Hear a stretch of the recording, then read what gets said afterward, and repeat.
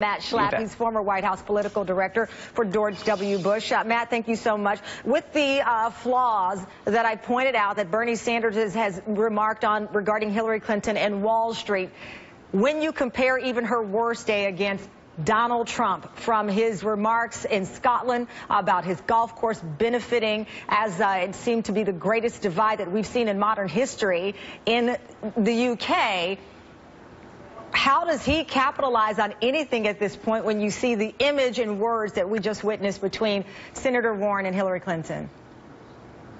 Well, let me just say, Tamara, I think it was smart of Senator Clinton to go out there with Elizabeth Warren. As a Republican, I think that would be a very dynamic and strong ticket. But Hillary Clinton does continue to have serious problems on these Wall Street questions. If you look at all the polls about the Bernie Sanders supporters, up to 25% of them are still saying they're not going to support Hillary Clinton. Bernie Sanders himself has really made the case as to why Hillary Clinton has big problems when it comes to her close ties the big financial institutions, and it is correct to say that she and her husband have literally made hundreds of millions of dollars over the course of the last years talking to these groups, and they won't even release the transcripts from these speeches. So she has got to somehow appeal to that side of her party, because Donald Trump, the one thing, you can criticize him on many things, but the one thing he's really able to pull over and get some people who are unaffiliated and even some liberals on are the fact that he is talking about taking on these big moneyed interests, making things in this country again, and really reaching out to those union voters, which is our base of the Democratic Party. But, Matt, many are making the argument that Senator Sanders has lost his leverage, or it is at least dimming, with Elizabeth Warren coming out so passionately and filling that void. And when you say if this is the big problem for the Clintons, Wall Street, the list of problems for your party's nominee is endless, as long as the 14 holes of golf that he played in Scotland, and you have an endless list of Republicans who are now unwilling to come out and support him. Did you see Mitch McConnell over the weekend? Yeah, you know, Tamara, here's what's interesting.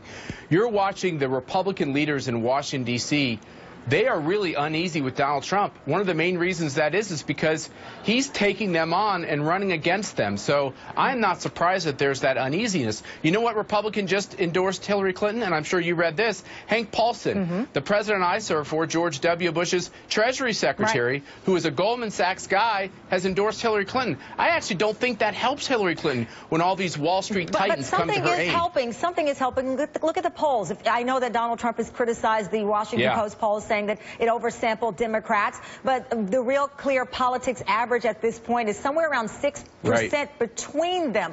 Those are not all executives in the GOP leadership circle. Those are everyday people who are changing their minds about Trump.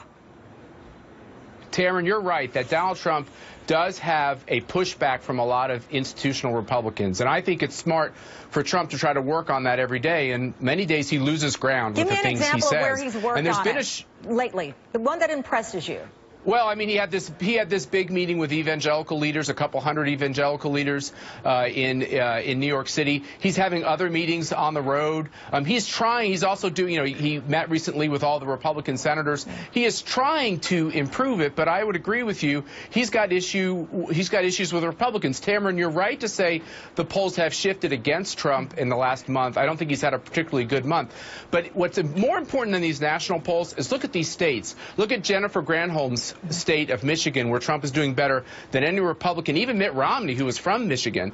He's doing great in Pennsylvania, where he's basically tied with Hillary Clinton. So what I would encourage everybody to do is look at these battleground state polls. That is what is important at this stage. Yeah, but look at the states that are solid red, like Utah, where she could potentially win there. So we are right to look at the battleground states, but in an extraordinary fashion, you're seeing solid red Utah potentially taken by Hillary Clinton. That's right. Look, he's got a real... Mitt Romney has gone after Donald Trump with more energy than any Republican's ever seen Mitt Romney have ever, even when he himself ran for president. And it does seem to be having a problem in states like Utah and with LDS supporters. So, once again, that's an important demographic for Republicans, and Donald Trump has got to continue to court them, and he has to do better with them. All right, Matt, thank you very much. And I should point to the bottom of our screen.